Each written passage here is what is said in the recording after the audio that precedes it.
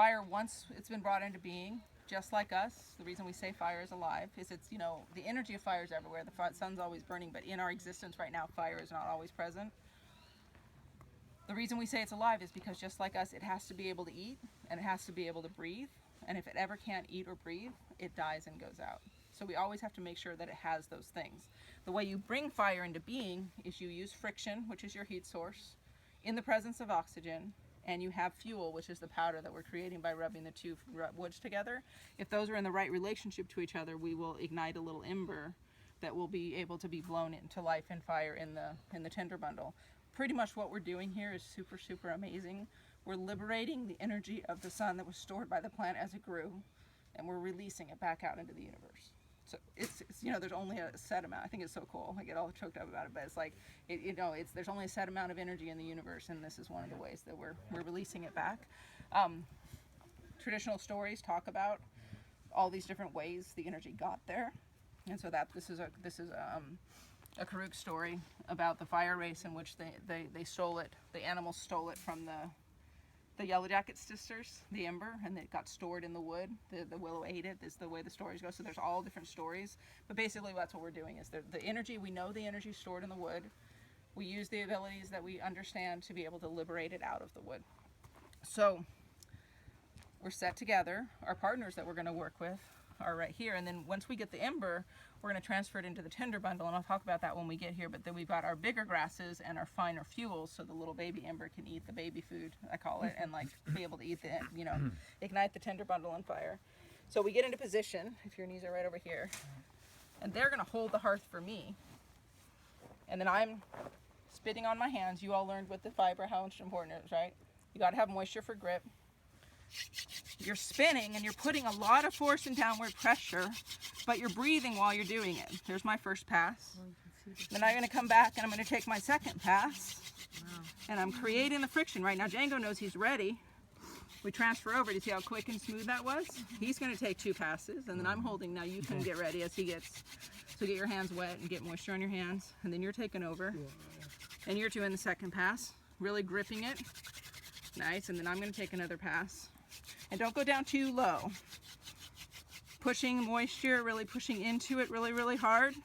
We're creating that ember that's happening. We just got it, but I'm going to give it a little bit more food. And we're laying down, and we can see the smoke coming from the pile of powder now, right? You see that right there? We just give birth to the life of fire. There are people that talk about the male and the female elements in this too, which is pretty cool to think about. But we've got... Now, if I were to get really excited and pull this hearth away, I could destroy the structure of the coal, right? So I put a little stick in, and I move it away. And then if any wind comes up, and whenever we start making fire, the wind tries to come up. So always put your finger on the leaf so that the leaf doesn't blow away. And this little coal will live for a little while, actually. Will you put your finger on the leaf for me? So now we're prepping our tinder bundle, which should already be prepped, but I'm showing it to you. We've got our bigger grasses, and I'll give this to you. And then this is cattail down. And when it's fluffy like this, it will just eat the fire. So you knit it together. Do you see how we want it not fluffy? And we put it in here, but underneath I put a little bit of mugwort leaves. These are dead mugwort leaves, which are a really nice incense. Moxa. It's awesome stuff. And then I take the mugwort leaves and I buff them up, and this is like incense coal spreader. Mugwort all around the world is considered to be sacred medicine. It's got so much qualities and power and story behind it everywhere in the world, and it's a really universal plant. We put it here, and now I've got this little place that I'm going to transfer my ember. So I want to not destroy its structure. So slide that little coal down into the little mugwort. I make sure that my leaf is all the way dead out, right? If we leave burning leaves around, that would be a fire hazard, so make sure it's definitely not burning. And now we're going to go over here so we can ignite this into flame. And I don't want to have this be where it's like a pile of spaghetti with something on top. You see how I'm tacoing it? And making the ember like nice and tucked in there so it's safe. Process. You can get the coal. Set that on the ground for me, thank you. You can get the coal, but lose it in the tinder bundle. So as I'm blowing on it, do you see how I'm pressing? If I'm doing this, I can blow out the center and not have it succeed. Because it burns up all the fuel, but not hot enough. So do you see how I'm like holding my hands like this? That means as it's spreading, it's getting more and more fuel.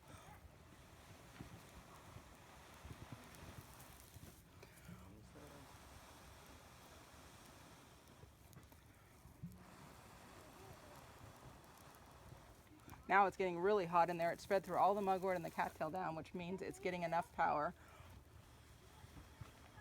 to spread through the grass, because fire is a chain reaction.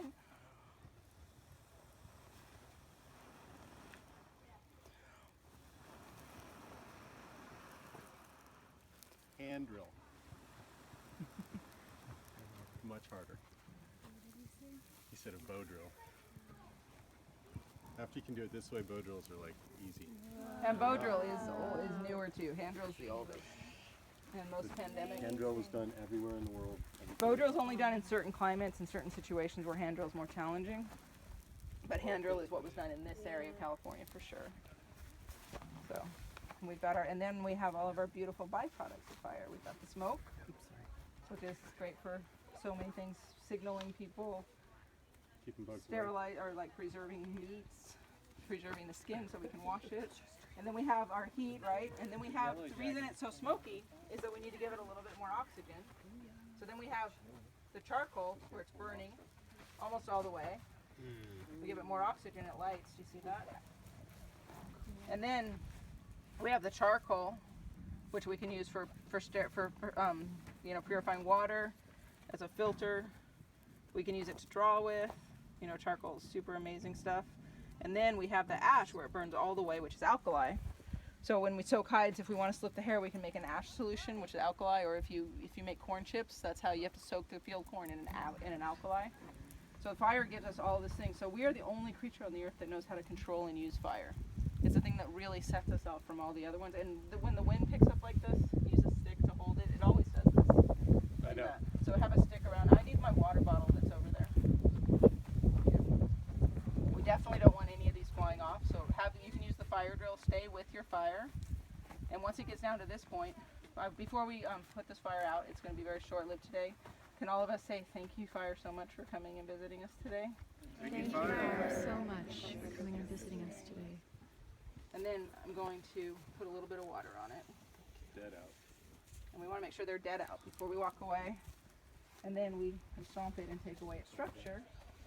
And even though you think it's all the way out, that mugwort and cattail in the center will still be a strong ember, okay? So make sure it's all the way out before you walk away.